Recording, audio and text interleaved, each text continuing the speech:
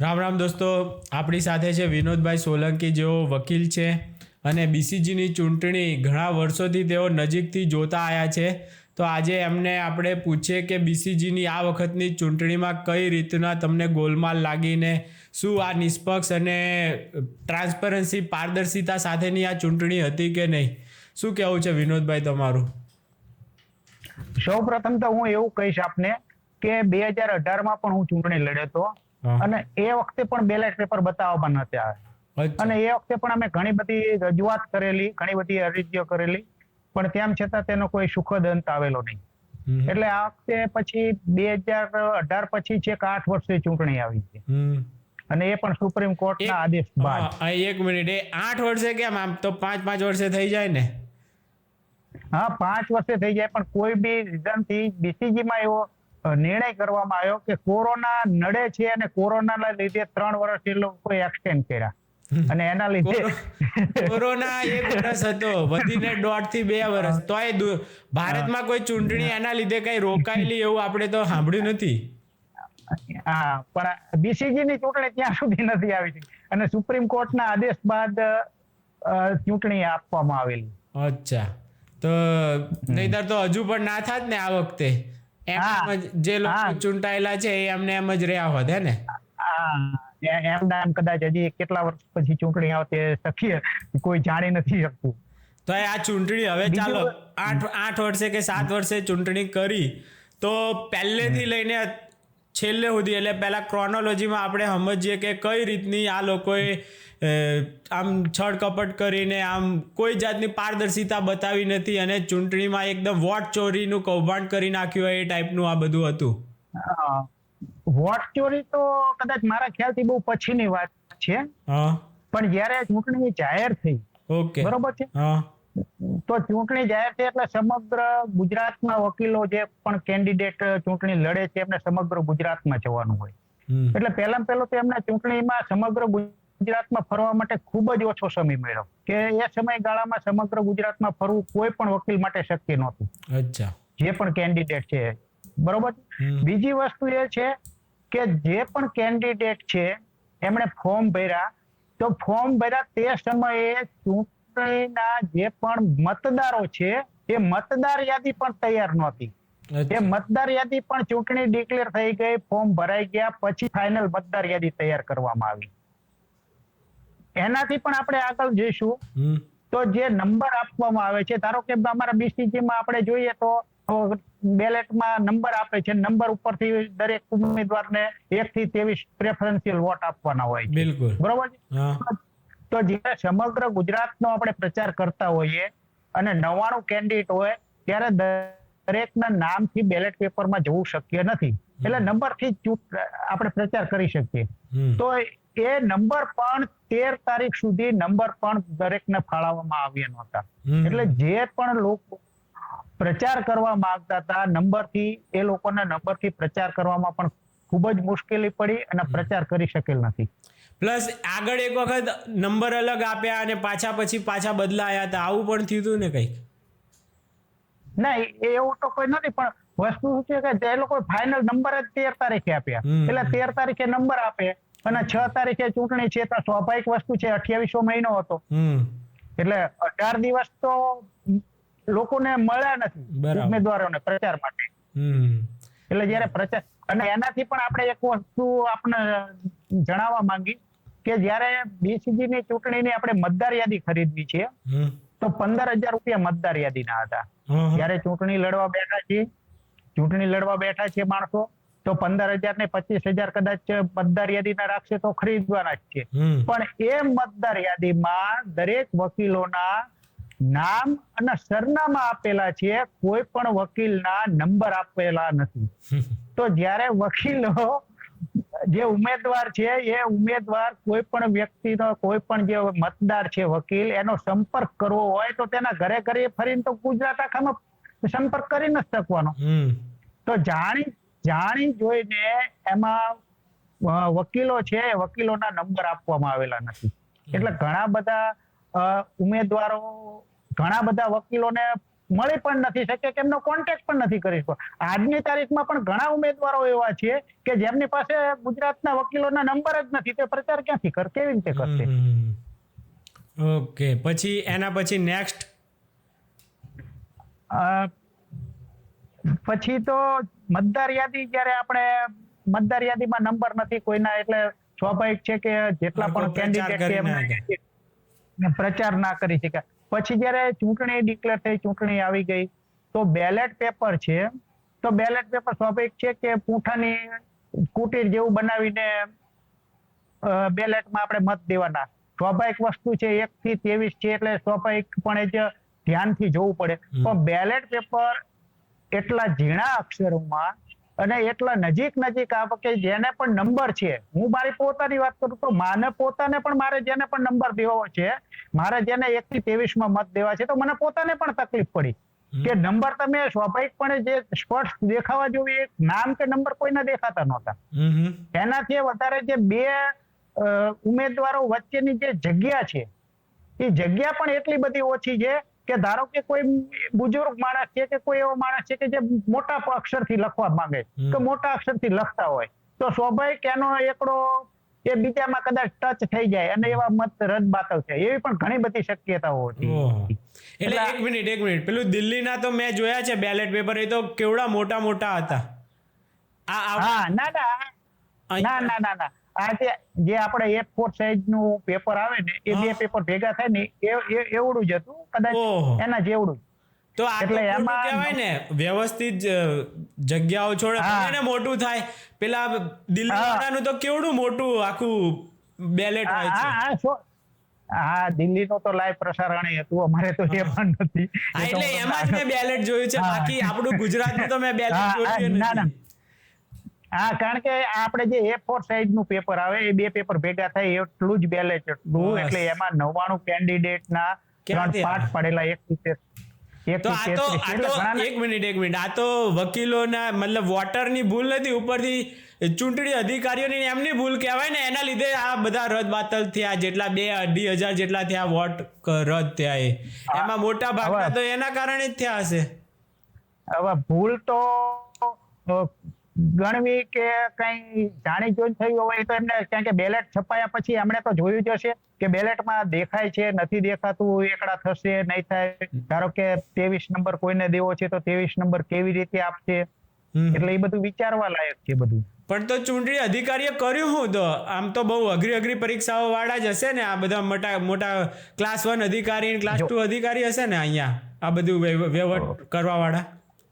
હા, એ તો બધા અધિકારીઓ જ હશે. એ તો કોણ અધિકારીઓ હોય તો ક્યાંય આપણને બહુ આઈડિયા નથી, કે કહેતાય નથી, કારણ કે BCI કે દ્વારા નીમવામાં આવેલા હોય છે બધા. કારણ કે એ જે ચૂંટણી અધિકારીઓ છે મત ગણતરીમાં, એ તો ઉપરથી છે. એટલે એમાં પણ વસ્તુ શું છે કે આ વોટિંગ સમયે જયારે આપણે ગયા, આપણને બેલેટ આપ્યા, તો અમે કીધું એમ કે કુટીરની કોઈ વ્યવસ્થા નથી, કુટીરમાં કોઈ લાઇટની વ્યવસ્થા નથી, કુટીરમાં કોઈ એવો પ્રકાશ પડે એવું નથી. ઘણી જગ્યાએ તો એવું પણ સાંભળવા મળ્યું છે કે 4 વાગ્યાનો સમય હતો છતાં 5 વાગ્યા સુધી વોટિંગ ચાલ્યું છે. તો એવું શા માટે થયું એ પણ કોઈ નથી. અને સૌથી અગત્યનું એવું છે કે બેલેટ ક્યાં છપાણા, કેટલા છપાણા, દરેક બૂથ ઉપર કેટલા મોકલા, એમાંથી કેટલા બેલેટ વપરાયા, કેટલા વપરાયા વગરના પાછા આયા, એવી કોઈ પણ માહિતી પણ આપવામાં આવેલ નથી. 6 તારીખે 6/3 જયારે ચૂંટણી પૂરી થઈ અને જયારે 6/3 પૂરી થઈ અને સમગ્ર ગુજરાતના જે હતી પેટી, મતપેટી, એ અટલ કલમ ખાતે મોકલી આપવામાં આવી. બરાબર છે. તો સ્વાભાવિક છે કે આપણે લોકસભાનું ઇલેક્શન હોય કે ધારાસભાનું હોય, કોઈ પણ ઇલેક્શન હોય, ત્યાં પણ અત્યારે તો 150 જેટલા જ બૂથ હતા, બરોબર છે, પણ ત્યારે તો કદાચ 150 કરતા પણ વધુ હોય છે. તો પણ સાંજે તમામ પ્રકારની માહિતી ઉપલબ્ધ હોય છે કે ભાઈ આ ગામમાંથી, આ બૂથમાંથી આટલું એને તો એ ચૂંટણી પ્રક્રિયાનો એ તો મેઇન હિસ્સો છે એ રે, કે કેટલા ટકા વોટિંગ થયું એ સાંજ પડે કહી દેવાનું હોય.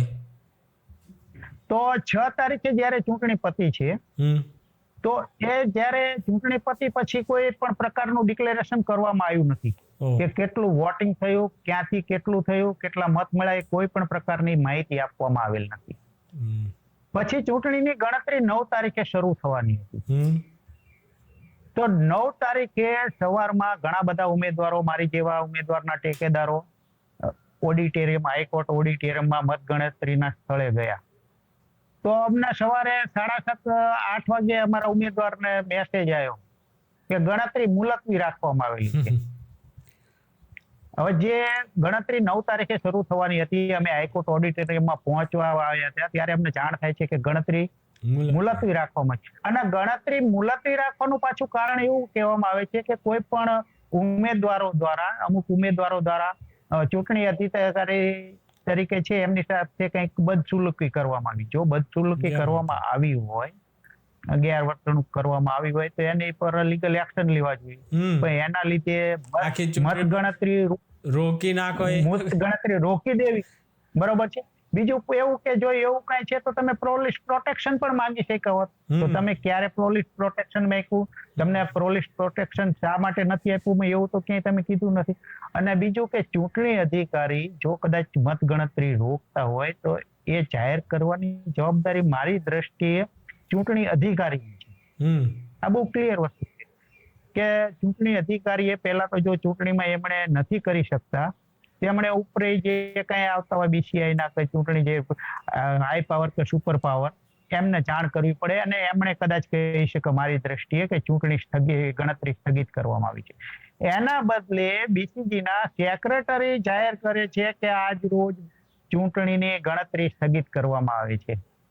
એમને શું હોદ્દો હતો એ ચૂંટણી આમાં કઈ હતો એમ BCG ના એ સેક્રેટરી પાસે? એ તો ક્યાંય આજ સુધી ક્યાંય જાણ્યું નથી. એમની પાસે BCG ના સેક્રેટરી નો હોદ્દો છે એટલી જાણ છે. તો ચૂંટણી પ્રક્રિયામાં BCG નો કોઈ વ્યક્તિ આમ તો હોવો જ ના જોઈએ ને, કારણ કે એ કોઈને કોઈ રીતે રિલેટેડ તો છે જ ને. 8 વર્ષ સુધી પેલા લોકોએ BCG ના, મારી દ્રષ્ટિએ BCG ના કોઈ પણ કર્મચારી ત્યાં હોવા ન જોઈએ. ના જ હોવા જોઈએ. મારી દ્રષ્ટિએ બહુ સ્વાભાવિક વસ્તુ છે. એનાથી પણ આગળ વધીને આપને એક વાત કરું તો 9 તારીખે જયારે એમને મેસેજ મળ્યો, પણ અમે તો અડધા રસ્તા પહોંચી ગયા હતા એટલે અમે ઓડિટોરિયમ ગયા. તો ઓડિટોરિયમમાં સમગ્ર મતદાન મથકનો હવાલો BCG ના સેક્રેટરી પાસે હતો. એક પણ ચૂંટણી અધિકારી ત્યાં હાજર નહોતા. તો BCG ના સેક્રેટરીને તમામ પ્રકારનો ચૂંટણીનો હવાલો, મતદાન મથકનો હવાલો કઈ રીતે, કોણે, ક્યારે સોંપ્યો એવો ક્યાંય કોઈ ઉલ્લેખ નથી, ક્યાંય જાણવા નથી મળતું.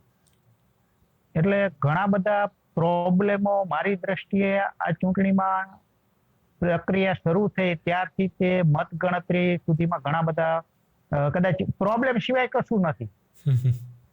આમાં કોઈ ટ્રાન્સપરન્સી નથી. કોઈ જે ચૂંટણી અધિકારીને જે નિયમ પ્રમાણે જે કામ કરવા જોઈએ, ધારો કે બેલેટ છે, કેટલા છાપ્યા છે, કેટલા રિટર્ન આવ્યા છે, કેટલા મોકલ્યા હતા, આ બધું જે વસ્તુ બતાવી જોઈએ એવી કોઈ નથી બતાવી. હાજ પડે કેટલા પર્સેન્ટેજ વોટિંગ થયું આ નથી બતાવ્યું. પછી બેલેટે અંદર એવા છપાયા નથી જે દેખાતું નથી કે કયો નંબર કયા પર છે, અને આવું બધું હરખી રીતે જોઈ ના શકાય એ રીતના હાવ છપાયા છે. આવી કેટલી, આ તો બહુ મોટું નેગ્લિજન્સ. આવડું મોટું વસ્તુ, એક આવડી મોટી પ્રક્રિયા કરો તમે, તો આટલું બધું તો કેવી રીતે જવા દઈએ કાંઈ?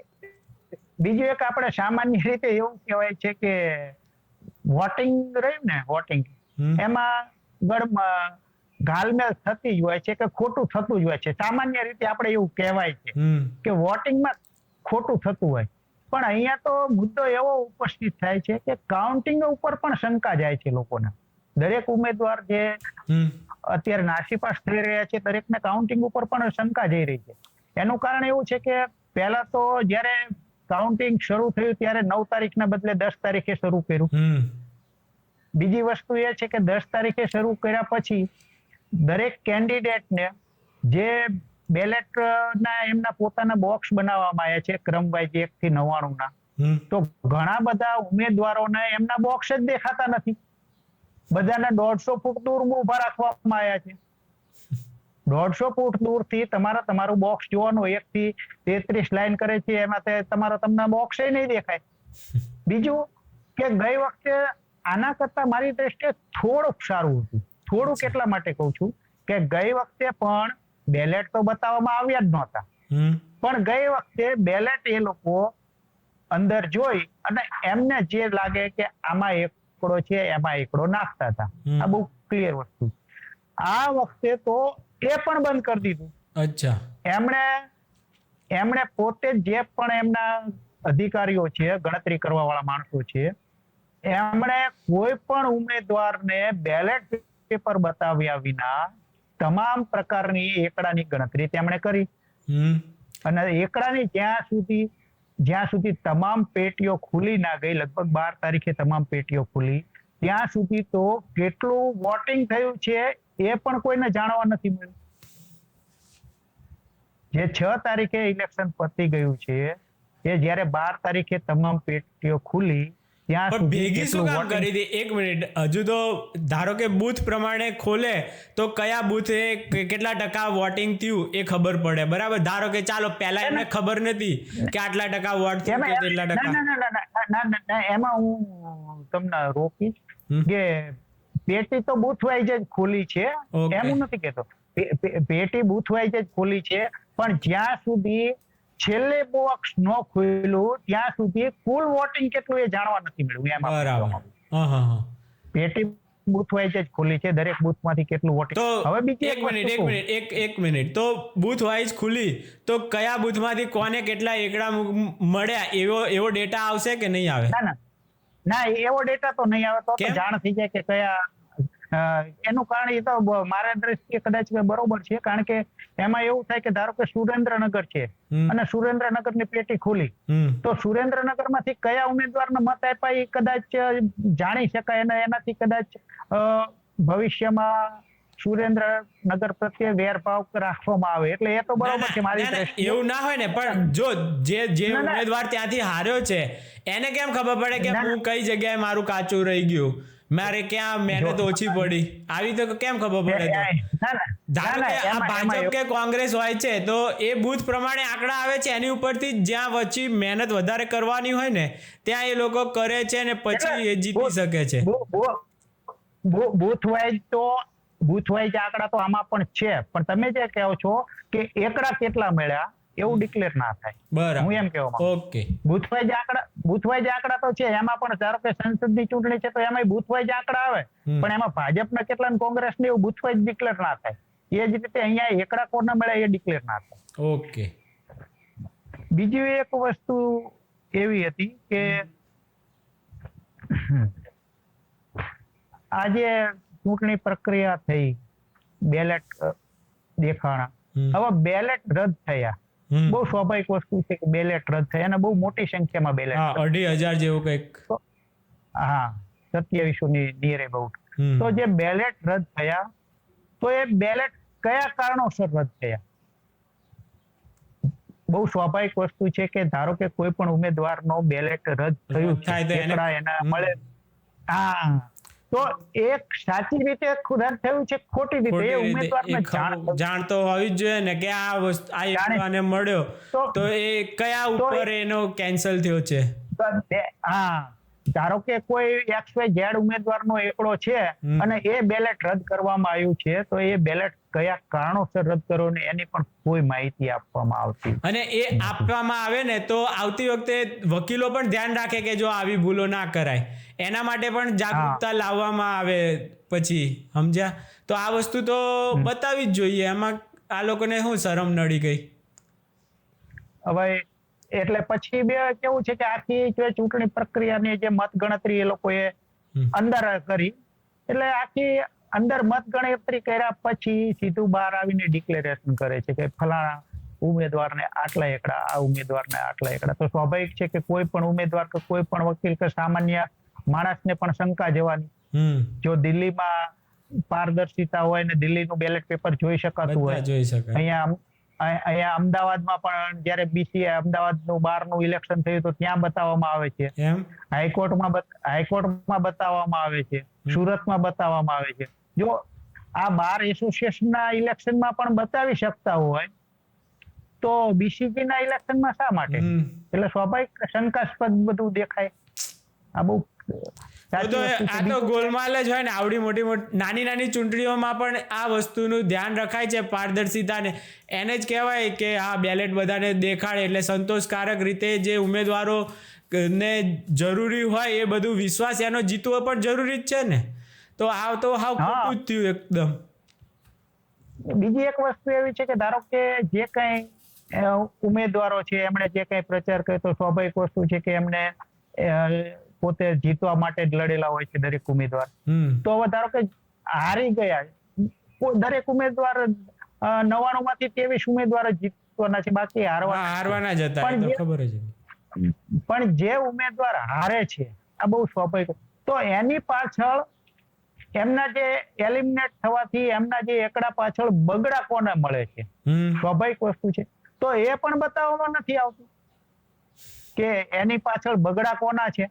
બગડા પણ એમણે ડિક્લેર કરે એ જ થાય છે. તો સ્વાભાવિક છે કે તમે સ્ટાર્ટ થી અંત સુધી ક્યાંય પારદર્શિતા નથી રાખતા.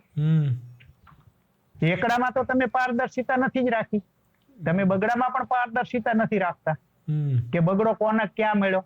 આજે ધારો કે XYZ કેન્ડિડેટ છે તો સ્વાભાવિક છે કે આ ઇલેક્શન પ્રેફરન્શિયલ વોટનું છે, તો ક્યાંક ને ક્યાંક કોઈક ને કોઈક પોતાની ગોઠવણ કરીને ચાલુ હોય છે. ક્યાંક ને ક્યાંક એકબીજા ઉમેદવારો એકબીજાને અમને આપજો, એકડો લે તમારા વિસ્તારમાં.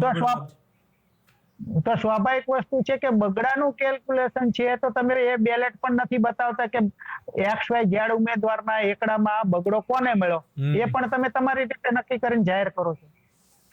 એટલે આખા ઇલેક્શનમાં મારી દ્રષ્ટિએ કોઈ પણ પ્રકારની પારદર્શિતા જોવામાં નથી આવી. મેં એક સાંભળ્યું તો કદાચ એ ત્રિવેદી સાહેબ હોય કે કોણ હોય હાજે પેલું ડિક્લેર કરતા હોય છે ને એમાં કે આપણે બીજા તો એમ કે મહિનો ચાલશે, આપણે તો 10 દિવસમાં પતી જશે. પણ 10 દિવસમાં પતાવવાનું શું છે ભાઈ? તમે જ્યારે પરફેક્ટ હોવું જોઈએ ને વસ્તુ. જો સાહેબ હું એક વસ્તુ કહું, જ્યારે ઇલેક્શન લડે છે ને ઉમેદવાર, તો પહેલા તો જીતવા માટે લડે. બીજું, હાર જીત ગૌણ વસ્તુ છે, પણ સાચી રીતે હાર દરેક સ્વીકારવા તૈયાર. બિલકુલ બરોબર. એ હાર કદાચ 5 દિવસ પછી મળે કે 5 દિવસ પહેલા મળે, એનાથી ઉમેદવારને કોઈ ફરક નથી. પણ વાસ્તવિકતા એ છે કે એવું કહેવામાં આવ્યું કે બીજા સ્ટેટમાં મહિનો ગણતરી ચાલે છે. સાહેબ ગણતરી કદાચ મહિનાના બદલે 1.5 મહિનો થાય તો એનાથી કોઈ ઉમેદવારને કોઈ વાંધો હોઈ શકે નહીં મારી દ્રષ્ટિએ. પણ જે પારદર્શિતા જોવા મળવી જોઈએ એ જોવા મળવી જોઈએ. જ્યારે ઉમેદવાર 1.5 લાખ રૂપિયા તો ખાલી 1,25,000 રૂપિયા ફોર્મ ફી ભરતો હોય, 15,000 રૂપિયાની મતદાર યાદી લેતો હોય, એટલે બરોબર છે. એ સંજોગોમાં એ વ્યાપક પ્રચાર કરતો હોય, પોતે 1.5-2 મહિનાથી પોતાનો વકીલાતનો વ્યવસાય છોડી બધામાં લાગેલો હોય, અને ત્યારે એને બેલેટ પેપર પણ બતાવવામાં ન આવે, અને પછી આપણે એવું કહ્યું કે બીજા સ્ટેટમાં 1.5 મહિનામાં પતી જાય છે ને આપણે 10 દિવસમાં પતાવી દઈએ. પણ આ તો કદાચ એવું લાગે મને કે ઉમેદવારોને પતાવી દેવાનું છે એવું લાગે. ઉમેદવારોને પતાવ્યા, તમે 10 દિવસમાં નથી પતાવ્યું. સ્વાભાવિક છે, શંકા જેવી બહુ સ્વાભાવિક છે. અને હું પણ ઘણા બારમાં ફર્યો છું, કોઈ પણ છે ને આ બધાથી ત્રાસેલા હતા જે જૂની પેનલ હતી ને એનાથી, એને કોઈ વોટ આપવા માંગતું નતું. હું કમસે કમ નહીં તો 20 જેટલી બારમાં ફર્યો હોઈશ અને કોઈ આપવા તૈયાર નતું. આટલું આમ હું ડંકાની ચોપ પર કહી શકું. સમગ્ર ગુજરાતમાં સાહેબ એક જ વાત ચાલતી હતી કે પરિવર્તન લાવવું છે સમગ્ર ગુજરાતમાં. હવે ક્યાં અને ભયંકર અસંતોષ પાછો. અરે પોતાના પૈસા જે જમા તમારા કરેલા હોય પ્રોવિડન્સ ફંડ કે જે તમારું એ લેવા માટે પણ લોકોને છે ને આખું ત્યાં પગથિયા ઘસી નાખવા પડે છે. BCG ના ફોન કોઈ ઉપાડતા નથી ને આવી જ કેટલી રામાયણ બધા પાસે સાંભળી, સેમ ટુ સેમ એ જ વસ્તુ અમે જ્યાં પણ જતા ને ત્યાં આપણે સાંભળવા મળ્યું છે. સાહેબ એક સિમ્પલ તમને ઉદાહરણ આપું કે અમારે જે વીમો વેલફેર ફંડ, તો વેલફેર ફંડમાં એવું છે કે કોઈ બી વીમો ઉતરાવો તો તમે એમાં કદાચ એક હપ્તો ચૂકી જાઓ તો એ હપ્તો તમે ભરી દો કે દંડ સાથે ભરી દો તો તમારો આખો વીમો કવર થઈ જાય. અહીંયા એવું છે કે તમને વારંવાર નોટિસો આપવામાં આવે છે. જો તમે ચૂકી જાઓ છો તો તમને વેલફેર માંથી એક પૈસો આપવામાં આવતો નથી. પણ જો તમને નોટિસ આપ્યા પછી તમે એ દંડ સહિત રકમ ભરી દો છો તો પણ તમને વેલફેર ની પૂરી રકમ ચૂકવવામાં નથી આવતી. તમે દંડ સાથે ભરી દો છો છતાં પણ તમને વેલફેર ની પૂરી રકમ ચૂકવવામાં નથી આવતી. એટલે બીજું કે જયારે ઇલેક્શન ડિક્લેર થયું ત્યારે બધા ઘણી બધી મોટી મોટી વાતો કરતા હોય છે. એમાં કોઈ ઉમેદવારો છે, એમાં જે જૂના ઉમેદવારો છે, પણ સાહેબ બીસીજી નો જયારે ઘણા બધા જૂના ઉમેદવારો આવતા હતા તો હિસાબ તો એમણે ક્યારેય આપેલો જ નથી બીસીજી નો. પણ એમને આપણે સાઈડ ખોલીને દેખાડવી ને કે સાહેબ તમે વાત કરો છો તો પણ આમાં બીસીજી નો ઓડિટ રિપોર્ટ ક્યાં? તો સાહેબ 22-23 પછીના ઓડિટ રિપોર્ટ પણ નથી. આ બહુ સ્વાભાવિક વસ્તુ છે. તો ક્યાંક ને ક્યાંક સમગ્ર ગુજરાતમાં ભયંકર અસંતોષ હતો. કોઈ પણ વ્યક્તિ, કોઈ પણ મતદાર, કોઈ પણ વકીલ જૂનાને લાવવા તૈયાર જ નતો. પણ ક્યાં શું કેવી રીતે થયું એ કોઈ પણ વકીલો સમજી શકતા નથી. સ્વાભાવિક છે કે જીતે એટલે સ્વાભાવિક માણસો ખેંચાઈ જાય. જીતા પછી મેં તમને જ મત આપ્યો છે એવું કહીને પણ જે અસંતોષ છે એ અસંતોષ જ રહેવાનો. અને જ્યાં સુધી પારદર્શિતાથી રિઝલ્ટ જાહેર ન થાય તો સ્વાભાવિકપણે કોઈ પણ વકીલ તેને માનસિક રીતે સ્વીકારવા તૈયાર નહીં થાય.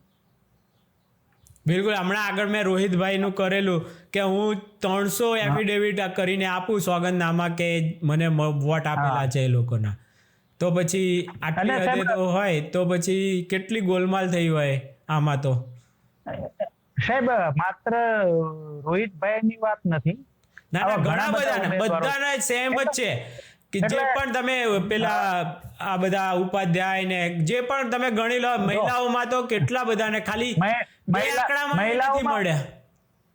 મહિલાઓમાં સાહેબ 20 કેન્ડિડેટ માંથી 12 કેન્ડિડેટ 100 ની અંદર છે સાહેબ.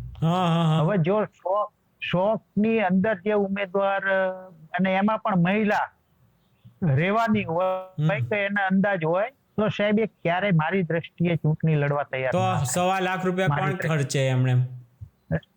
ધારો કે મારી દ્રષ્ટિએ દક્ષાબેન ચૌહાણ છે, મનીષાબેન પરીખ છે, શીતલબેન ઉપાધ્યાય છે. આવા ઘણા કેન્ડિડેટો બહુ સ્ટ્રોંગ કેન્ડિડેટો હતા અને કદાચ મારી દ્રષ્ટિએ જીતના દાવેદાર હતા. હવે એવા લોકો પણ ઘણા બધા પાછળ રહી ગયા છે, ઘણા બધાના 100 ની અંદર આવ્યા છે. એટલે એ સ્વાભાવિકપણે ક્યાંક ને ક્યાંક શંકાસ્પદ લાગી રહ્યું છે. બીજી એક વસ્તુ એવી છે સાહેબ કે હું એવું માનું છું કે જ્યારે તમે ચૂંટણી અધિકારી તરીકે છો ત્યારે કોઈ પણ ઉમેદવાર ની કોઈ પણ અરજી આવે છે, મારું અંગત માનવું છે, કોઈ પણ વાંધા અરજી આવે છે કાતે તો તમારે પહેલો એને રિસીવ કરવું જોઈએ. બિલકુલ. અને રિસીવ કર્યા પછી સાચી છે ખોટી છે શું છે એનો જવાબ આપવો જોઈએ. પણ જ્યારે તમે એવું કહો કે હું રિસીવ જ નથી કરવા માંગતો, તમારે ચૂંટણી પ્રક્રિયાના નિયમો જોઈ લેવા, તમારે જ્યાં ઉપર કેવું હોય કેવું, મારી દ્રષ્ટિએ ક્યાંક ગેરવ્યાજી છે.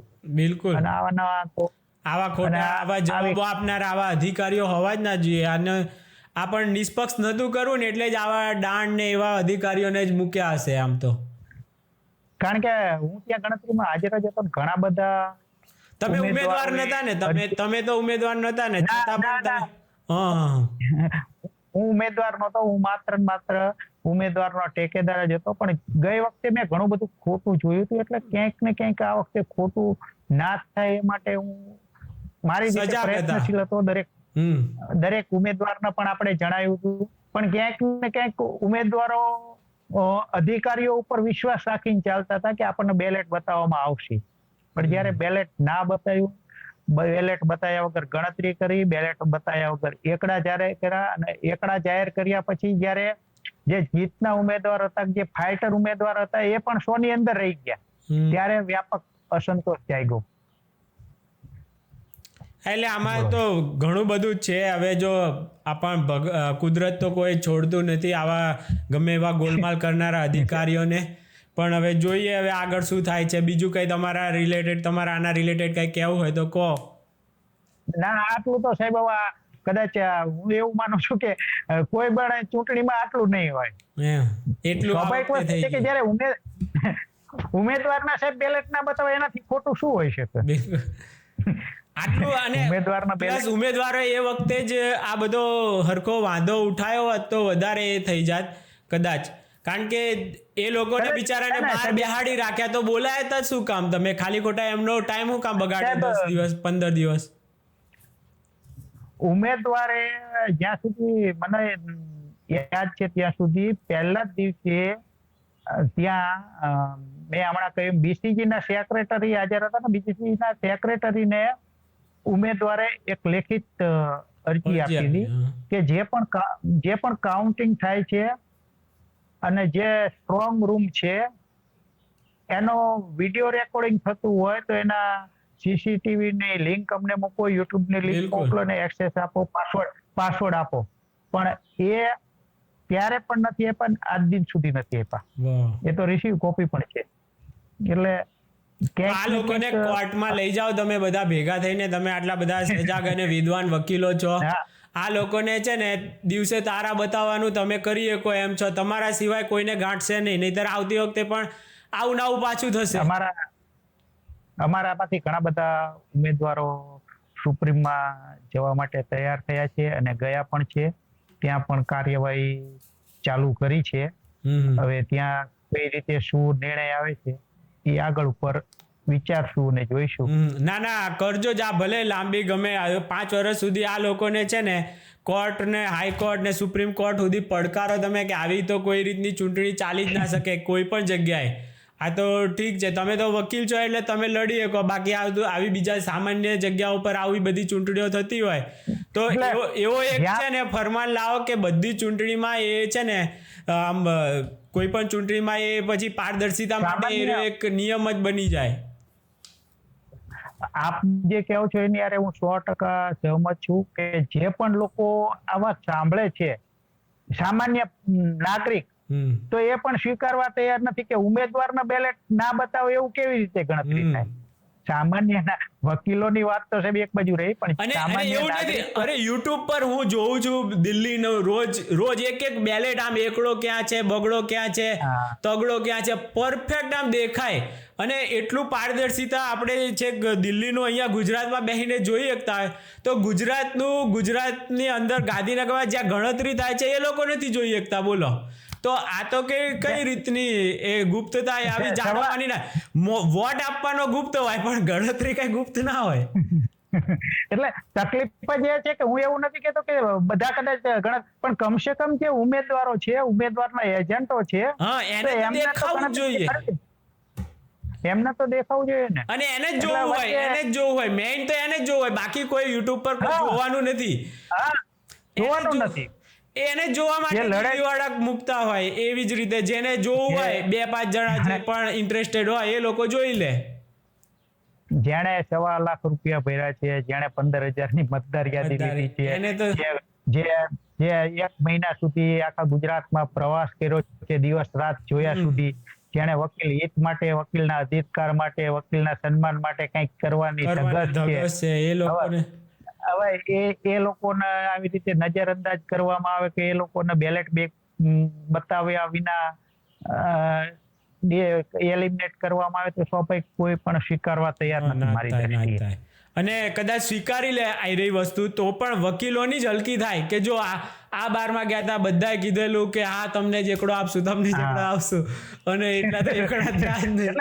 તો કેટલી હદે વકીલોને જ વકીલો પ્રત્યે કેટલું એ થઈ જાય કે આપણે આપણા ભાઈઓની ઉપર કોઈ દિવસ ભરોસો ના કરાય. હું બહુ જાજુ નથી વિચારતો પણ એક થોડુંક વિચારું છું કે હું તમને એક દાખલો આપું કે બીસીજી અને બાર એસોસિએશન બેની ચૂંટણી બહુ અલગ છે. બહુ સ્વીકારી લઉં છું. એમાં સ્ટેજ પણ હું બોલું નથી કરતો. પણ રિયાલિટી એક એવી છે કે મારી દ્રષ્ટિએ કે અમદાવાદ કોઈ પણ બારમાંથી કોઈ પણ વ્યક્તિ ચૂંટાય તો ત્યાંના થોડા ઘણા મતો એની પાસે ચોક્કસ હોય. તારે જેવું ચૂંટાય ભલે એના બહારના બધા એને મદદ કરતા હોય પણ પોતાના વ્યક્તિગત મત હોય. હું તમને એને એક ઉદાહરણ આપું કે મનીષાબેન પરીખ અમદાવાદ બારમાંથી 2 મહિના પહેલા બાર એસોસિએશનની ચૂંટણીમાં 2200 મતથી જીતેલા છે. અચ્છા, 2200 મતથી. અને આમાં કેટલા આયા બીસીજી માં? હું તમને એ જ સાહેબ સમજાવું. મનીષાબેન 2200 મતથી જીતા. એ સમગ્ર ગુજરાતનો જેટલો પણ શક્ય હતો એટલો પ્રવાસ કર્યો. સમગ્ર ગુજરાતમાંથી એમને ખૂબ જ આવકાર મળ્યો. વસ્તુ એ છે કે મનીષાબેન જયારે અમદાવાદ બીસીએ નું ચૂંટણી લડ્યા તો 2200 માંથી મારી દ્રષ્ટિએ એમના 400-500 પોતાના વ્યક્તિગત સંબંધો હોય છે. 100% આ અને સમગ્ર ગુજરાતમાંથી પણ એમને બીજા 150-200 કે 400 મત મળી શકે. આ બીસીજી ના ઇલેક્શનમાં મનીષાબેન પરીખને માત્ર 189 મળ્યા. એટલે સાહેબ આ તો કોઈ માનવા ના આવે આ વસ્તુ. તો આ વસ્તુ સાહેબ ક્યાંક ને ક્યાંક દરેક વકીલોના મગજમાં ક્યાંક માનસિક ત્રાસ જેવું લાગે છે. ચાલો આપણી સાથે કશું ખોટું થઈ રહ્યું છે. થઈ ગયું છે, લાગવાનું નથી. આ વસ્તુ થઈ જ ગયું ખોટું તમારા હાથે. કારણ કે જે વ્યક્તિ બાર એસોસિએશનની ચૂંટણીમાં 2200 મતથી જીતતી હોય છે એ હું એવું નથી કહેતો કે એમાં 2200 મત લઈ આવે. હા, પણ 200 તો આવે જ ને. કમસે 200 તો આવે જ ને. અને એ ખાલી એને અમદાવાદમાંથી લેવાના હતા, અત્યારે સમગ્ર ગુજરાતમાંથી લેવાના છે. તો ગુજરાતમાંથી બીજા 200 મત કદાચ એવું લાવી શકે. બિલકુલ. એટલે ક્યાંક ને ક્યાંક સાહેબ ઘણું બધું ખોટું મારી દ્રષ્ટિએ મને લાગી રહ્યું છે. બાકી તો કહે છે ને કે હરીચ્છા બળવાન, પણ આમાં હરીચ્છા નહીં પણ ઉપરની ઈચ્છા બળવાન લાગે છે. હા, બીસીજી માં જેને આવું હતું ને, જે લોકોએ આ બધું કાંડ કર્યું છે ને, એ લોકોની ઈચ્છાઓ બળવાન છે એવું લાગે.